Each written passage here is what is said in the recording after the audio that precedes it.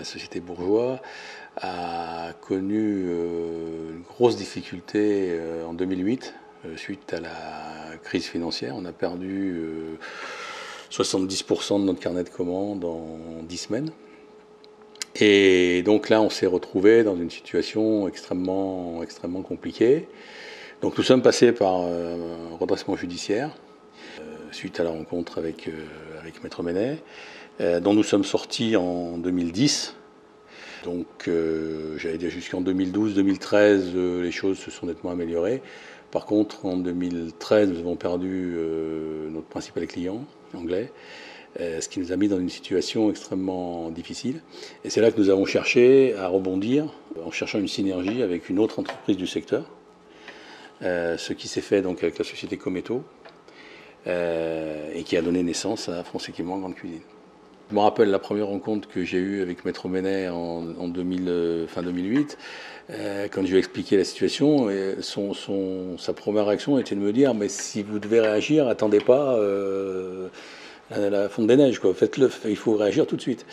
Et je pense que c'est vrai qu'à partir du moment où on sent qu'on n'est pas tout seul quand même dans le circuit, ça aide, hein, parce que c'est vrai que tout seul, c'est très impressionnant.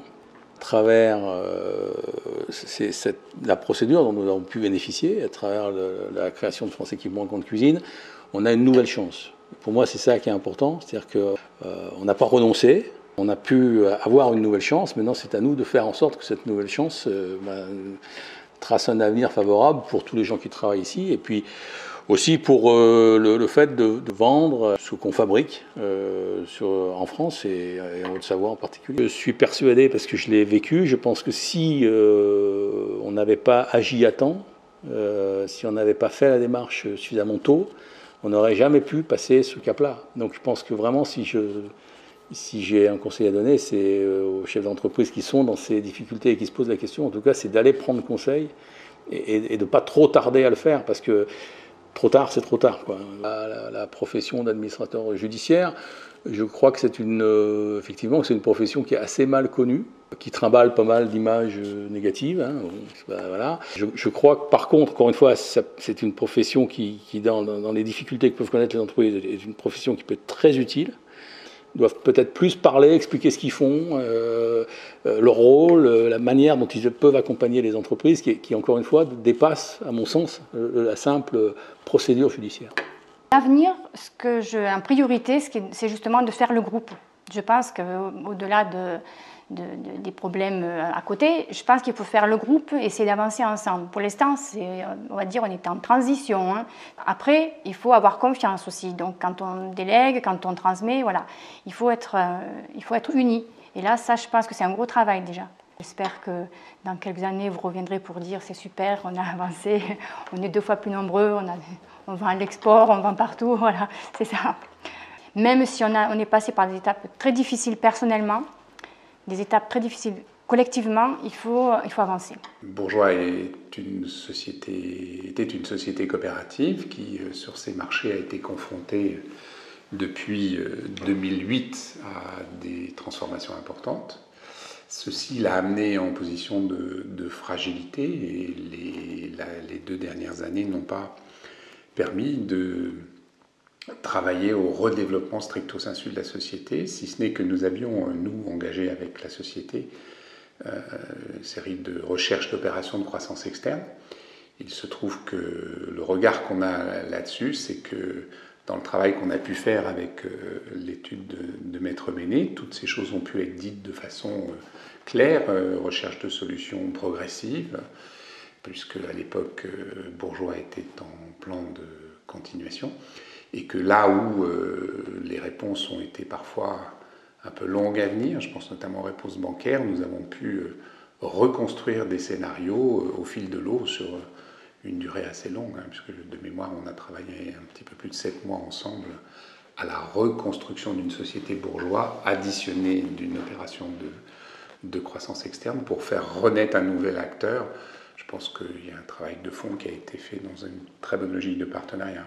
Notre union régionale, elle fédère les entreprises à l'échelon Rhône-Alpes aujourd'hui, et elle dispose de moyens techniques et financiers spécifiques. Et notre rôle, que ce soit par rapport à nos adhérents ou aux gens qui réfléchissent au choix du statut, c'est d'accompagner la construction des projets dans toutes leurs dimensions, à la fois les dimensions économiques, financières, organisation stratégique, mais aussi toutes les dimensions coopératives, gouvernance, vie de la communauté d'associés. Notamment face aux difficultés, on voit beaucoup de dirigeants qui s'imaginent que ça passera quand même et qui reculent les échéances. Là-dessus, je pense que une bonne situation de gestion de difficultés, c'est une situation prise à la racine et en n'hésitant pas très tôt à imaginer toutes les solutions. La réussite et la sortie de France Équipement Grande Cuisine était une réussite à plusieurs titres. La première, c'est qu'on avait quand même 2 opérateurs qui étaient sur un marché sur lequel il y avait des enjeux en termes de tassement de volume. Et du coup, leur taille commençait à devenir trop critique pour pouvoir continuer à se maintenir. Donc nous, ça faisait déjà un certain nombre d'années qu'on accompagnait Bourgeois pour réfléchir sur des opérations de croissance externe, pour lui donner justement cette assise sur son marché. Et on avait rencontré la société Cometo dans un premier temps dans ce cadre-là. Donc je dirais que c'est d'abord une réussite de réussir à faire discuter entre 2 industriels qui auraient plutôt tendance à être concurrentes. La deuxième, c'est justement de pouvoir... elles dépendaient de 2 territoires qui étaient différents, elles étaient toutes les 2 en difficulté.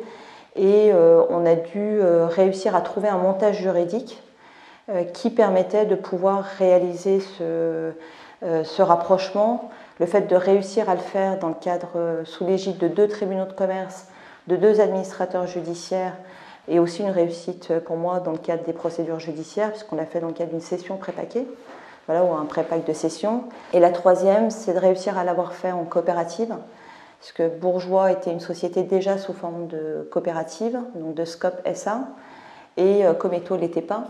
Donc je trouve que dans ces 3 dimensions-là, c'est vraiment une réussite. Si je devais dire quelque chose, c'est principalement à des dirigeants que je m'adresserais, mais aussi aux salariés qui composent les entreprises. C'est de dire que même dans les difficultés, on peut trouver des solutions et des solutions qui nous permettent de nous projeter dans un avenir, qu'il faut dépasser les idées reçues qu'on peut avoir et de se dire que si on est convaincu qu'on a un vrai savoir-faire, qu'il y a une place sur le marché, que ce marché existe encore, et bien finalement derrière il faut quand même réussir à avoir le courage de travailler son projet, de mettre des chiffres, de frapper aux portes de l'administrateur judiciaire et de financeurs pour voir si c'est possible de continuer son exploitation malgré les difficultés auxquelles on est confronté.